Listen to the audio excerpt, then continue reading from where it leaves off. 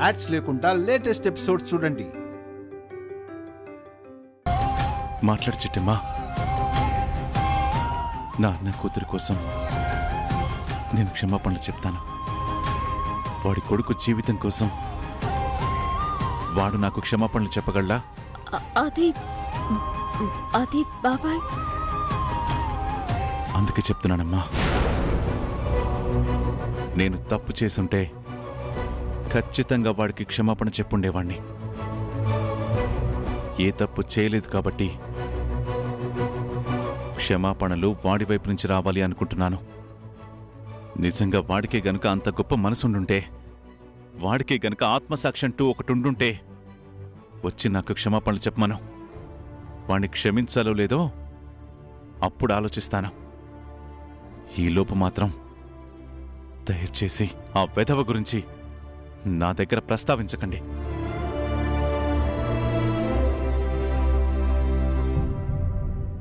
వస్తానమ్మా. నీకోసం కొన్ని పనులు చేయలేకపోతున్నాను. ఈ బాబాయ్ని క్షమించు. బాబాయ్, అచ్చు బాబాయ్. రామా, వెళ్దాం.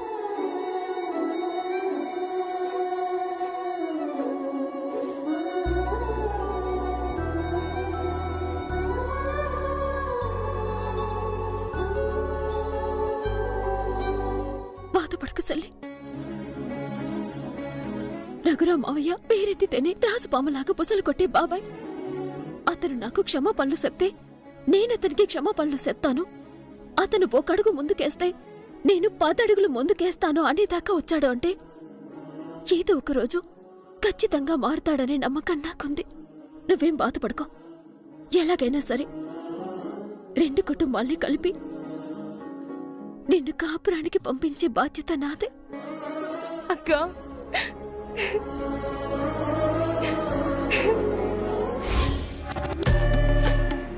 రే తమ్ముడు, చూసావురా?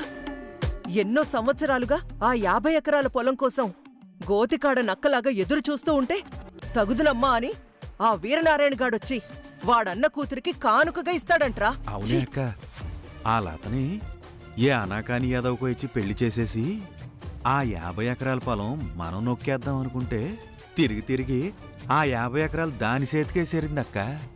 నా బాధ కూడా అదేరా. మీరెవ్వరూ బాధపడాల్సిన అవసరం లేదమ్మా. నాకు తెలిసి ఆ 50 ఎకరాలు తీసుకోవడానికి లతే ఒప్పుకోదు. అలాంటిది పగతో ఊగిపోయే రఘురామయ్య ఒప్పుకుంటారని ఎలా అనుకుంటున్నారు? ఇప్పటిదాకా ఎక్కడ చచ్చావే? పనుండి బయటికెళ్ళానమ్మా. కాని ఇంటికొచ్చేసరికి జరిగిన గొడవ మొత్తం నీలాంబరి చెప్పేసింది. అయినా ఈ వీరనారాయణ గారు 50 ఎకరాలు ఇస్తే మాత్రం ఈ లత దాన్ని తీసుకోవద్దు. తీసుకోదని గ్యారంటీ ఏముందే? ఆ వీరనారాయణగాడు లత ఏడుపు చూడలేక రఘురామయ్య చేతులు పట్టుకుని బతిమలాడాడే అనుకో, రఘురాం కోపం చల్లారిపోతుంది కదా, నా బతుకు తెల్లారిపోతుంది కదా. అవునే అక్క, డబ్బెవరికి చేయదని 50 ఎకరాలంటే దాదాపు 100 కోట్ల ఇలువ చేస్తుంది. అంత ఆస్తి వస్తుందంటే రఘురామే మాత్రం ఎందుకు వద్దనుకుంటాడు? అయ్య బాబోయ్, ఏంటేంటి 100 కోట్ల? అవునే, కేవలం ఆ 50 ఎకరాలు నొక్కేయడానికే చిన్నప్పట్నుంచి లతని ఎంతో కష్టపడి పెంచాను. కాని ఏమైంది? నా కష్టమంతా వృధా అయిపోతుందే, బూడిదలో పోసిన పన్నీరైపోతుంది. మీరేటి బాధపడకండమ్మా, నేనున్నాను కదేటి జరగబోయే ప్రమాదాన్ని తప్పించడానికి. నువ్వేడు చేస్తావే? నువ్వు చెప్తే మాత్రం ఆ ఏర్నారాయణ వింటాడా, లేదంటే రఘురామయ్య వింటాడా? నువ్వు ఊరుకో బాయా. కాంతమ్మగారు, ఒకసారి జాగ్రత్తగా ఆలోచించండి. లత మాటలకి వీరనారాయణ కరగొచ్చేమో, ఆస్తి కోసం రఘురామయ్య కరగొచ్చేమో, కాని తన తండ్రిని అవమానించి పగతో రగిలిపోతున్న వర్మ ఎలా మెత్తబడిపోతారండి? జరిగిందంతా ఎలా మర్చిపోతారండి? నువ్వు చెప్తూ ఉంటే నాకు అదే అనిపిస్తుంది. తన తండ్రికి జరిగిన అవమానానికి ఆ వర్మగాడు పగతో రగిలిపోతున్నాడు. వీరనారాయణే వచ్చి వాళ్ల నాన్న కాళ్ళు పట్టుకుంటే తప్ప వాడి ఆవేశం చల్లారదు, వీళ్ల మీద పెంచుకున్న పగ తీరదు. కాబట్టి ఆ 50 ఎకరాల పొలం వీళ్లకిచ్చేదీ లేదు, వాళ్లు తీసుకునేదీ లేదు. అక్క, నాదో చిన్న అనుమానం అక్క. ఏంట్రా అది? ఈరనారాయణ ఇచ్చిన 50 ఎకరాలు రఘురాం తీసుకోకపోయినా లత తీసేసుకుంటే అప్పుడు ఆ 50 ఎకరాలు మనకెలా దొక్కుతాయక్క? పిచ్చి సన్నాసి, లత తీసుకోదురా. ఎందుకు తీసుకోదక్క? ఎందుకంటే వీరనారాయణ ప్రస్తుతం ఆస్తులన్నీ పోగొట్టుకుని బికారి వెధవలా బతుకుతున్నాడు. కాబట్టి తన పేరు మీదున్న 50 ఎకరాలు కూడా తనే తీసుకుంటే వీరనారాయణ బతకడం కష్టమని అతని బతుకు తెరువుకైనా ఆ 50 ఎకరాలు వద్దు అంటుంది. నువ్వు చెప్తుంటే నాకు కూడా కరెక్ట్ అనిపిస్తుంది అక్కోయ్. అవునమ్మగారు, వీరనారాయణ క్షేమం కోరుకుంది కాబట్టి లత ఆస్తి వద్దంటుంది. వీరనారాయణ మీద కోపంతో రఘురామయ్య ఆస్తి వద్దంటాడు. అప్పుడు ఆస్తి మీదే అయిపోతుంది. అబ్బబ్బబ్బబ్బబ్బబ్బబ్బా! ఆస్తి మీదే కదమ్మా అన్న మాట వింటుంటే ఒళ్ళంతా పులకరించిపోతుంది. ఆ 50 ఎకరాలు కొట్టేయాలి, అమ్మేయాలి, నేను ముఖ్యమంత్రిని అయిపోవాలి. నిజమేనాక? సీఎం కాంతమ్మ గారికి జిందాబాద్, సీఎం కాంతమ్మ గారికి జిందాబాద్, సీఎం కాంతమ్మ గారికి జిందాబాద్, సీఎం కాంతమ్మ గారికి జిందాబాద్, సీఎం కాంతమ్మ గారికి జిందాబాద్. నా ప్రజలారా, నన్ను ముఖ్యమంత్రిగా ఎన్నుకున్నందుకు మీ అందరికీ పేరు పేరున నా ధన్యవాదాలు. మనసా వాచా కర్మణ రాజ్యాంగానికి, చట్టానికి, న్యాయానికి కట్టుబడి ముఖ్యమంత్రిగా నా రాష్ట్ర ప్రజల క్షేమం కోసం అహర్నిశలు కష్టపడతానని, రాష్ట్రాన్ని అభివృద్ధి దిశగా నడిపిస్తానని మీ అందరికీ మనవి చేసుకుంటున్నాను.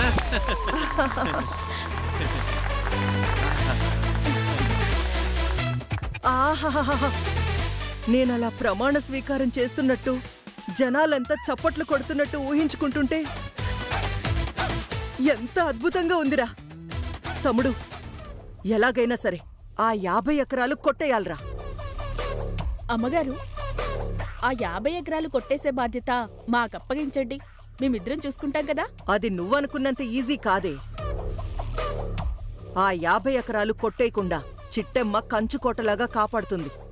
ఆవిడ కంచుకోటైతే నేను కంచు కొరడా కాంతమ్మగారు. ఏదో ఒక మాయ చేసి ఆ లతతో సంతకం పెట్టించి ఆ 50 ఎకరాలు మీ పేరు మీదకి మార్చేస్తాం. ఎలా ఉంది ఐడియా? ఐడియా నీ మొహంలాగే ఉంది. లత దగ్గరికి వెళ్ళి సంతకం పెట్టమంటే ఊరికే పెట్టేస్తదేటి? ఏయ్ నోర్మీరా, అమ్మ పెట్టా పెట్టదు, అడుక్కు తినానివ్వదు అన్నట్టు నువ్వు సలహాలు చెప్పవు, దాన్ని చెప్పనివ్వవు. నువ్వు చెప్పవే. అమ్మగారు, ఆ వర్మ కుటుంబానికి వీరనారాయణ కుటుంబం అంటే పీకల దాకా పగుంది. దాన్ని అడ్డం పెట్టుకొని లత తన అత్తింటి వాళ్ళ మీద కేసు పెట్టినట్టు మనమే కేసు పెడదాం. దాంతో పచ్చగడ్డేస్తే బగ్గుమనే ఆ 2 కుటుంబాలు అగ్నిపర్వతాల్లా బగ్గుమంటాయి. దాన్ని అడ్డం పెట్టుకొని లతతో సంతకం పెట్టిద్దాం. ఎలా ఉంది ఐడియా? సూపర్గా ఉంది. కాకపోతే దానికిది సమయం కాదు. ఎందుకంటే కేసు పెట్టింది మనమే అని చిట్టమ్మకి తెలిసిందంటే తోలు ఒల్చి తమలపాకులా నమిలేస్తుంది. అది నిజమేనక్కోయ్. మరిప్పుడేం చేద్దామంటారండి? నాలాంటి దిక్కుమాలిన బుర్రకి దిక్కు మొక్కు లేని నీ బుర్ర కూడా తోడైంది కదా. తోడేళ్లలా ఆలోచించి తొందరలోనే వాళ్ళని బొంద పెడదాం. ఆ 50 ఎకరాల పొలం నొక్కేద్దాం. అలాగేనక్క. ముందైతే వాళ్ళందరి మధ్య గొడవ పెట్టేసి ఆ 50 ఎకరాల పొలం ఆ రఘురామయ్య తీసుకోకుండా చేద్దాం. అలాగే వెళ్దాం. పదక్క. పదండి.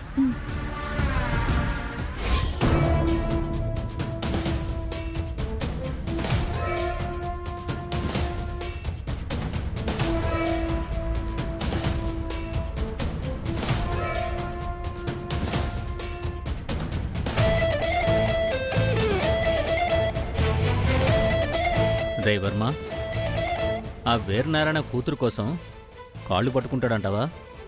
ప్రస్తుతం వీరనారాయణకి నీ కాళ్ళు పట్టుకోవడం తప్ప వేరే దిక్కులేదు నాన్న. చూస్తూ ఉండు. ఆ లత కోసం వస్తాడు, నీ కాళ్ళు పట్టుకొని క్షమాపణ చెప్తాడు. ప్రాణం పోయినా తప్పు చేయడు. తప్పు చెయ్యకుండా ఆ దేవుడికి కూడా క్షమాపణలు చెప్పడు. ఈ ఎదవ పౌరుషాలకేం తక్కువ లేదు. ఇలాంటి సమయాల్లో పంతాలకపోతే అంతమయ్యేది నీ అన్న కూతురు జీవితమే. తండ్రి కొడుకులిద్దరూ కలిసి ఆ పసిదాని జీవితంతో ఆడుకుంటున్నారు కదా. మీ ఆటలు ఎక్కువ కాలం సాగవండి, అస్సలు సాగవు. నోర్మయ్, శత్రువులు ఎక్కడో ఉండరు, మనతో పాటే మనింట్లోనే ఉంటారంటే ఏమో అనుకున్నాను. నిన్ను చూశాక ఆ మాట 100% కరెక్టే అనిపిస్తుంది. అవును నాన్నగారు, అమ్మ ఎప్పుడు వాళ్ళ పుట్టింటి వాళ్ళకే సపోర్ట్ చేస్తుంది తప్ప ఒక్కసారి కూడా మనకి సపోర్ట్ చేయదు. మనం చేసేది కరెక్ట్ అనదు. ఎందుకనాలరా? మీరు అన్యాయాలు చేస్తుంటే వాటన్నిటినీ నేను సమర్థించాలా? అంత కర్మ నాకేం పట్టలేదు.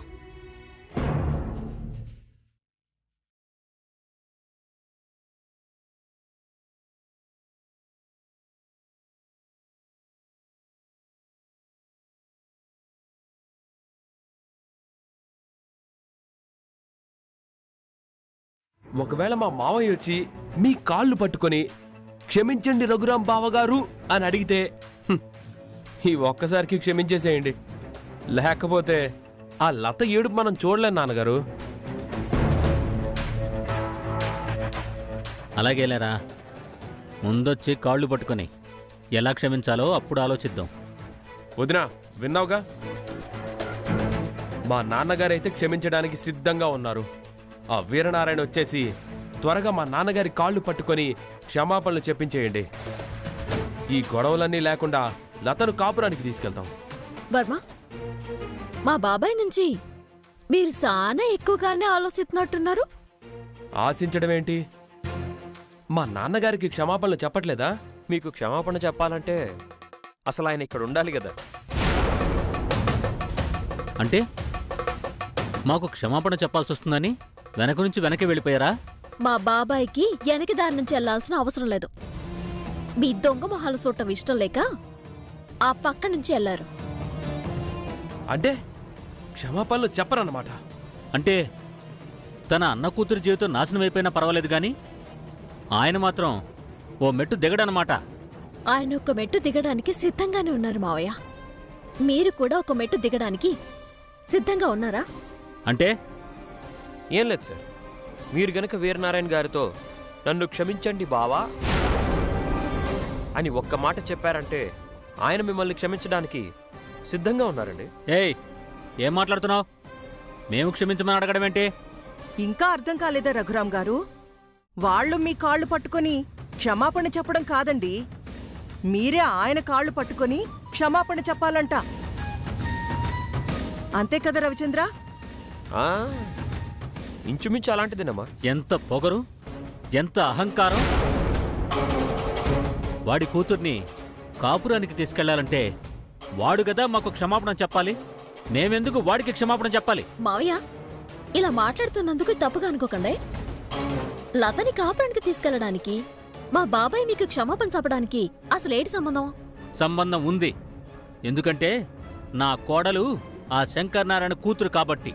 అంటే మా బాబాయ్తో క్షమాపణలు చెప్పించుకోవడానికి నా చెల్లిని వర్మ పెళ్లి చేసుకున్నాడా?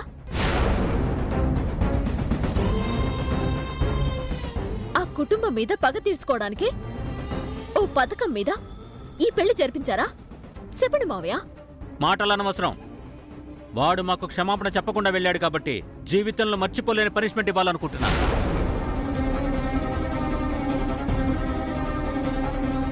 పనిష్మెంటా? ఏం పనిష్మెంట్ ఇస్తున్నారు రఘురాం గారు?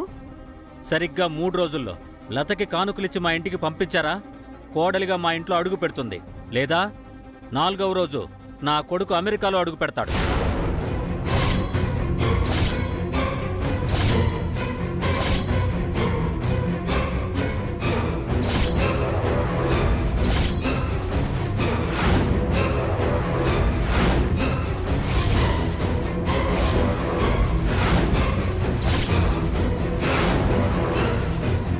అంటే మన వర్మ ఫారెన్ వెళ్ళిపోతున్నాడా? అవును, వాడికి అమెరికాలో ఎప్పుడో జాబ్ వచ్చింది. వీరనారాయణతో క్షమాపణలు చెప్పించుకునే అద్భుతమైన అవకాశం వచ్చింది కదా అని ఫారెన్ వెళ్లకుండా ఆగాడు.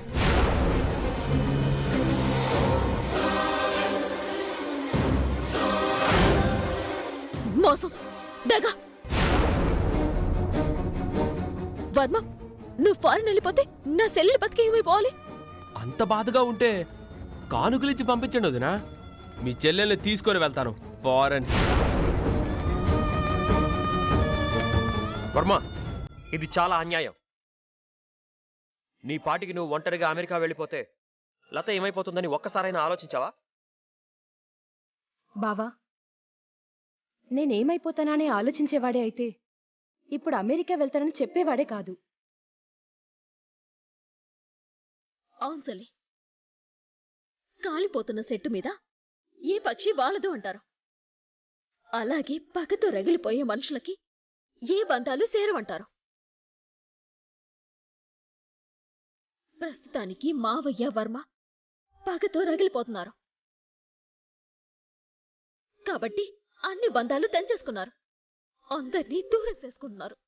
మాటలు అనవసరం చిట్టెమ్మ. 3 రోజులు, సరిగ్గా 3 అంటే 3 రోజులు టైం ఇస్తున్నాను. ఈలోపు నా కోడలు కానుకలతో వచ్చిందా సరే, మావాడు ఇండియాలోనే ఉంటాడు, మీ చెల్లితో కలిసి కాపురం చేస్తాడు, లేదా ఫారెన్ వెళ్ళిపోతాడు. మీ చెల్లెలికి విడాకులిచ్చి ఏ తెల్లమ్మాయితోనో సెటిల్ అయిపోతాడు. ఇదే ఫిక్స్. పదండ్రా. ఆగండి.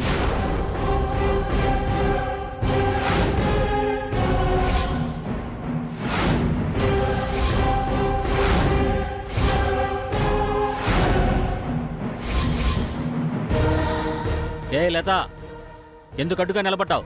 నేను వర్మతో మాట్లాడాలి మావయ్య. ఏం మాట్లాడతావు? జరగబోయేదేంటో మా నాన్నగారు చెప్పారు కదా. నేను అదే అడుగుతున్నాను. మీ నాన్నగారు చెప్పినట్టు జరుగుతుందా? అందులో మార్పు ఏమైనా ఉందా? మా నాన్న మాట భగవద్గీత లాంటిది, అక్షరం కూడా మారదు. నువ్వు నిజంగానే అమెరికా వెళ్ళిపోతున్నావా? ఎస్. నిజంగానే నాకు విడాకులిచ్చి వేరే అమ్మాయిని పెళ్లి చేసుకుంటావా? కానుకలు తేకపోతే. నేను అడుగుతుంది అదే. రాకపోతే వేరే అమ్మాయిని పెళ్లి చేసుకుంటావా? అందులో అనుమానమే ఉంది. నిన్ను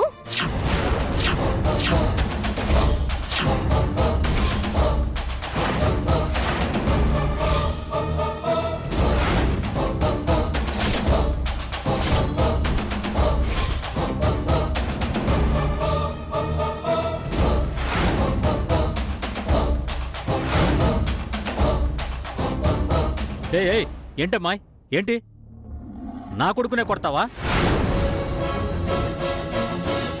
మీ బాబాయ్కి మీ నాన్నకే అనుకున్నాను, నీకు కూడా ఒళ్ళంతా పొగర్లా ఉందే. నా సెల్లి చేసిన దాంట్లో తప్పే ఉంది మావయ్య. తన స్థానంలో ఏ ఆడపిల్లున్నా ఇంతకంటే ఎక్కువగానే స్పందించుండేది. అది పిచ్చిది, అమాయకురాలు కాబట్టి అంతటితో ఆగింది.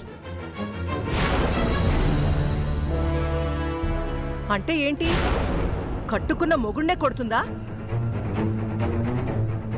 రఘురాం గారు, ఇలాంటి ఆడదానితో ఎక్కువ కాలం వేగలేరండి.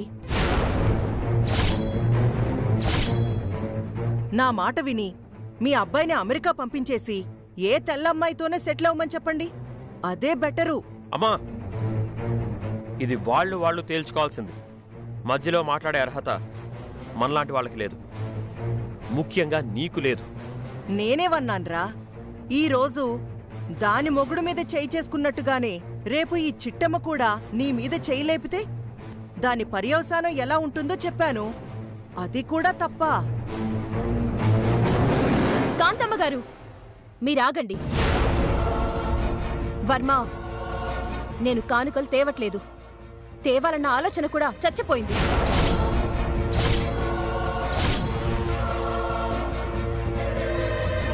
మీరేం నిర్ణయం తీసుకుంటారో తీసుకోండి. ఆ తర్వాత ఏం చేయాలో నాకు బాగా తెలుసు.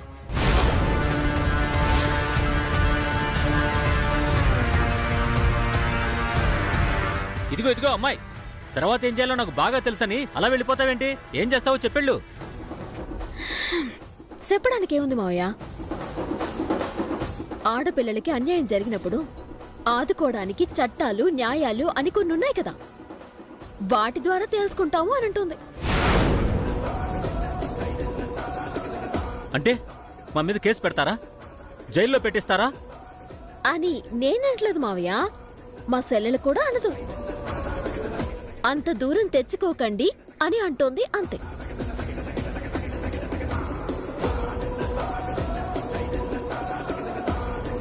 చూడండి బాబాయ్, ఇంటి పరువుని వీధిలో పెట్టుకోకండి.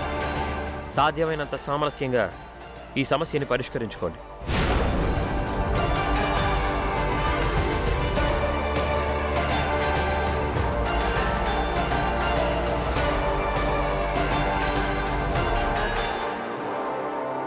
రఘురాం గారు, వాళ్ళ తాటాకు చప్పుళ్ళకి మీరేం భయపడకండి. ఊరికే మీరు కానుకల గురించి అడగకూడదని, మీ అబ్బాయి అమెరికా వెళ్ళకూడదని వార్నింగ్లు ఇస్తున్నారు. వార్నింగ్లు. ఇది వార్నింగ్ కాదు కాంతమ్మ గారు, బ్లాక్మెయిల్ అంటారు. నాన్నగారి మాటకు విలువిచ్చి 3 రోజుల్లో వచ్చారా సరే, లేదా ఆ తర్వాత ఏం చేయాలో మాకు తెలుసు. పదండి నాన్నగారు, పదమ్మా. పదా. ఆహాహా 3 రోజులు ఆగాక ఆ వర్మగాడు అమెరికా వెళ్ళిపోతాడు. దాంతో ఈ లత ఆత్మహత్య చేసుకుని యముడి దగ్గరికి వెళ్ళిపోద్ది.